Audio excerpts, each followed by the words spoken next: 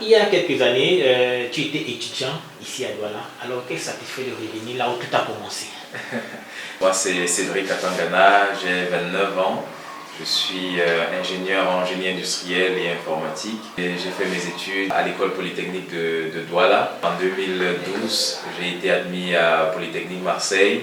J'étais diplômé en 2015 et j'ai cofondé Wikashop, qui est une plateforme de paiement panafricaine qui permet justement aux personnes qui n'ont pas de carte bancaire ou compte bancaire chez nous de pouvoir interagir et pouvoir payer, que ce soit sur Internet ou localement. On a aussi développé une application qui s'adresse aux distributeurs mobile money, aux callbox comme on les appelle ici, et qui va les sécuriser, qui va simplifier leur travail et surtout les protéger contre les arnaques et tout ce qui, voilà, tous les fléaux qu'ils subissent au quotidien. Donc aujourd'hui je suis de retour à Douala. C'est un énorme plaisir de regarder dans le rétroviseur de ma vie, parce que quand je regarde dans le rétroviseur de ma vie, c'est pas moi que je vois, c'est les jeunes qui sont assis à l'école polytechnique aujourd'hui. Ça m'émeut beaucoup, parce qu'il y a 10 ans j'étais assis à leur place et aujourd'hui je reviens leur apporter ce que moi je n'ai pas pu avoir quand j'étais étudiant.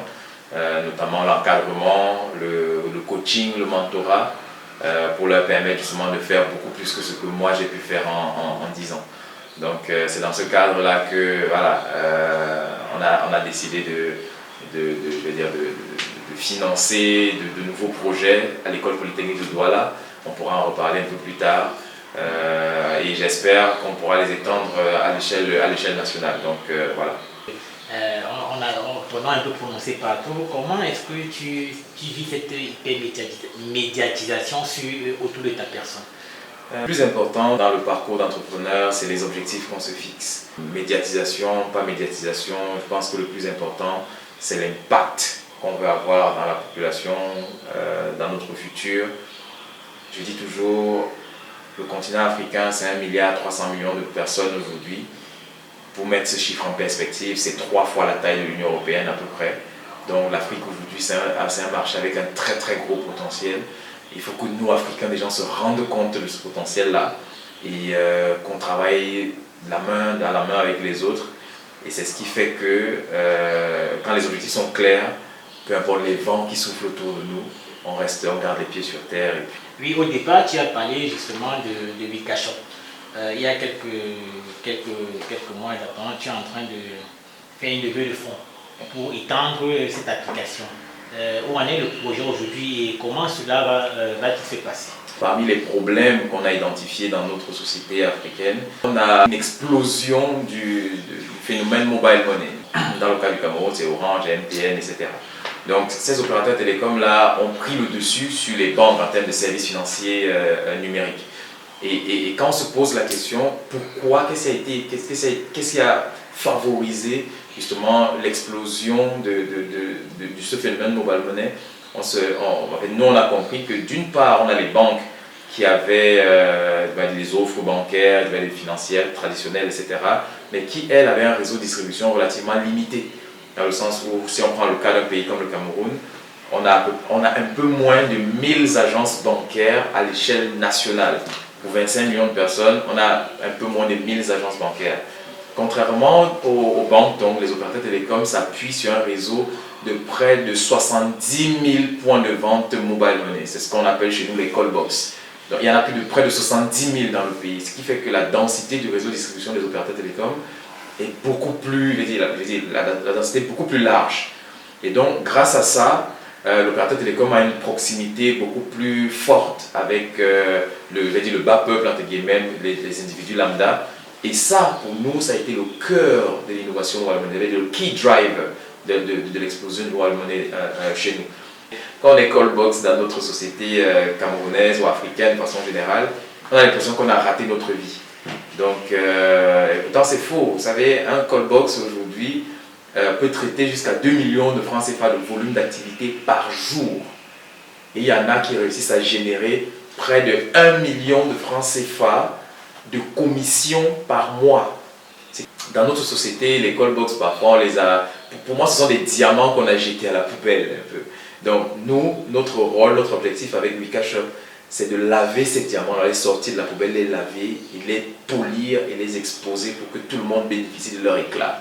Donc c'est vraiment la perception qu'on a des callbox. Et nous, quand on est rentré dans leur travail, c'est de comprendre comment ils travaillent, on s'est rendu compte que généralement leur activité se résume à deux choses.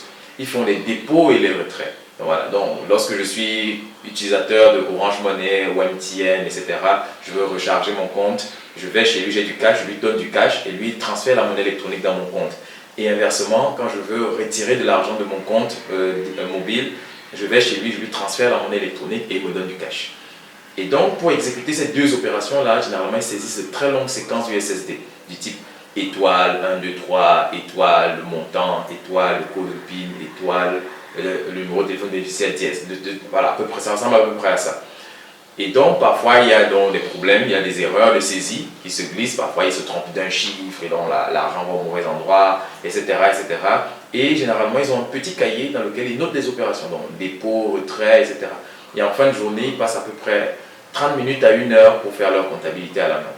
Et après, ils sont souvent victimes d'arnaques, etc. Donc, voilà, ce sont des gens qui supportent toute notre économie, mais qui sont un peu abandonnés à eux-mêmes, etc. Donc, nous, on a développé une application qui regroupe tous les opérateurs, donc tous leurs opérateurs. Ça veut dire, généralement, ils ont un téléphone par opérateur, un téléphone pour MTN, un téléphone pour Orange, un téléphone pour Nextel, un téléphone pour Unique, etc., etc. Donc, on a rassemblé tous ces opérateurs dans une même application. Et désormais, ils n'ont plus besoin de saisir le long code pour leurs opérations, etc.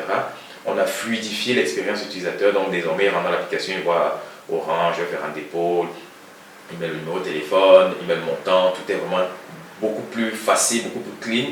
Et ensuite, lorsqu'ils valident, la transaction s'exécute en 3 à 30 secondes. Ce qu'il passait 5 minutes à exécuter, bah, ça se fait en 30 secondes désormais. Et on a rajouté aussi des mécanismes de sécurité dedans pour les protéger contre les arnaques. Et leur comptabilité est automatisée. Donc désormais, ils n'ont plus besoin d'avoir le petit cahier dans lequel ils notent des opérations. Et donc ça leur facilite énormément la vie, ça leur permet de gagner du temps, ça leur permet de gagner de l'argent. Le but, c'est de les aider à augmenter leur volume d'activité, à gagner plus d'argent et donc à se développer beaucoup plus rapidement. Donc voilà un peu ce que c'est que Wikashop aujourd'hui. Donc là, on a déjà onboardé près de 12 000 callbox. Il faut savoir, au Cameroun, on en a près de 70 000. Et en une semaine, je suis arrivé au Cameroun, ça fait à peu près une semaine, en une semaine, on a doublé ce chiffre-là. On a eu 12 000 supplémentaires. Donc, montrer qu'il y a vraiment un engouement très fort. Il y a des gens qui, lorsqu'on leur présente la solution, l'application, ils l'adoptent tout de suite. Et il faut savoir, l'application fonctionne sans connexion Internet.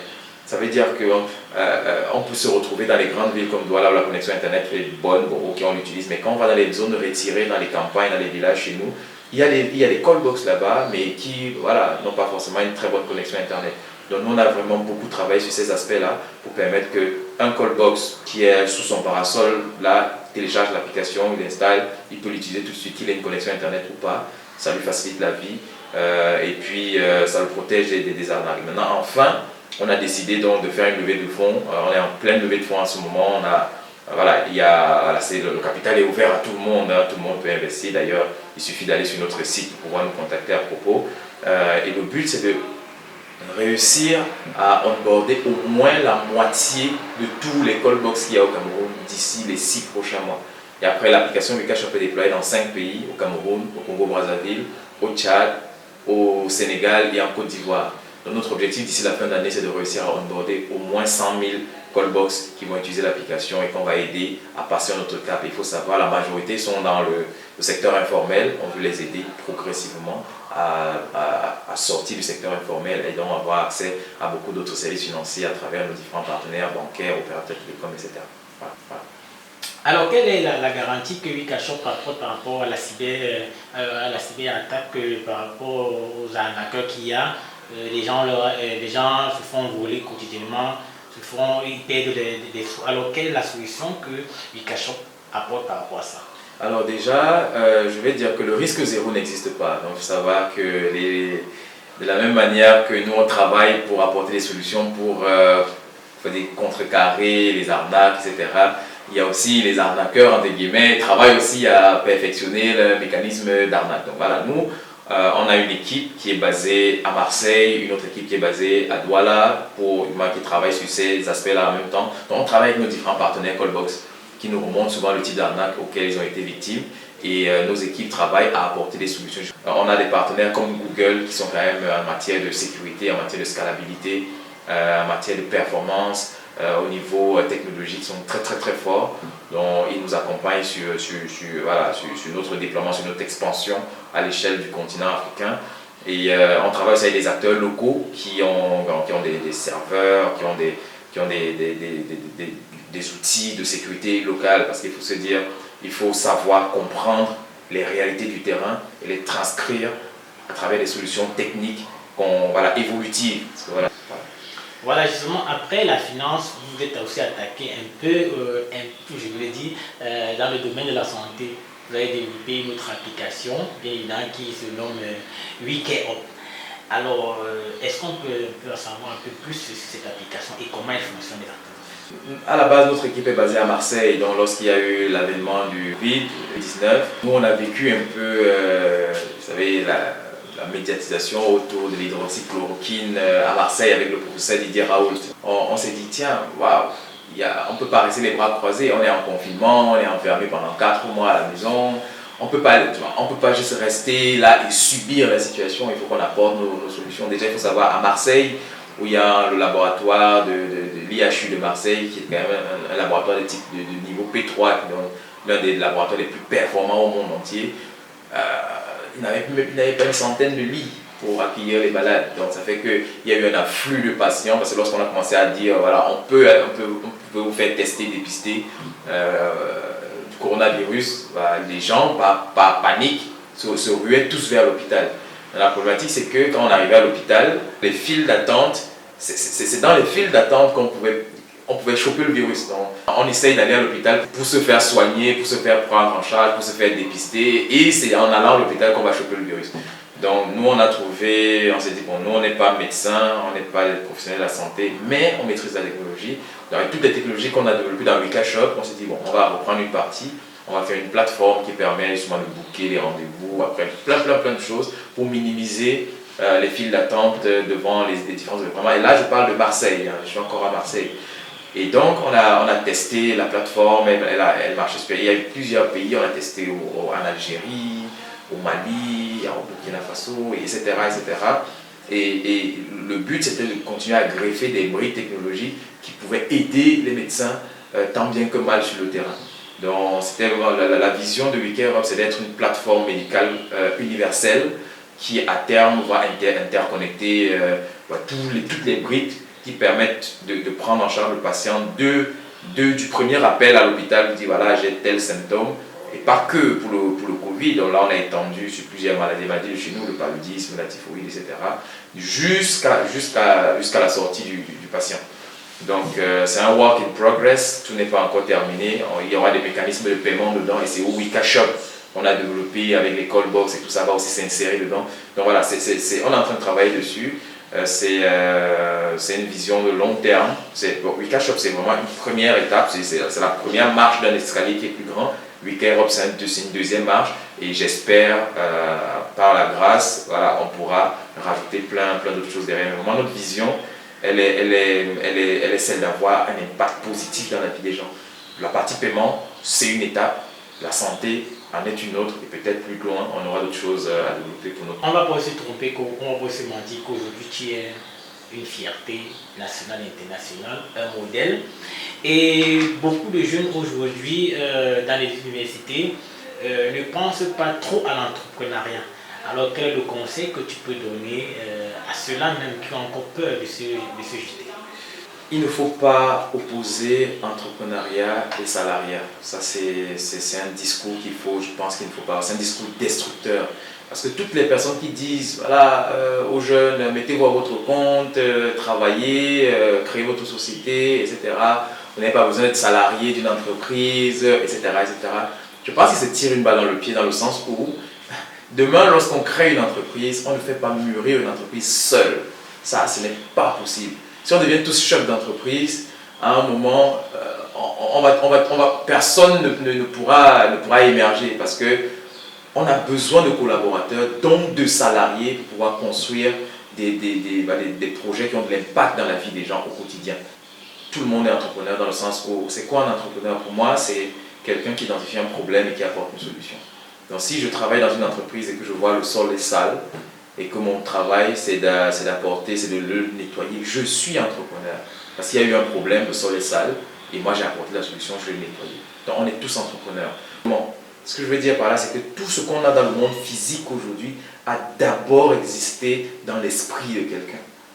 Et pour ça, il faut s'écouter, il faut vraiment prendre le temps, parce que parfois il y a certains qui appellent ça l'intuition, d'autres on dit le Saint-Esprit, et moi j'appelle ça le Saint-Esprit, je suis croyant.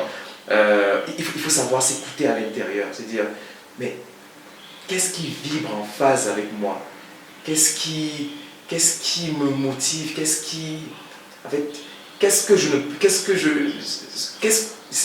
ne sais pas comment l'exprimer. Si jamais je dors aujourd'hui, qu'est-ce qui m'empêche de maintenir mon sommeil? C'est ça, il faut savoir s'écouter.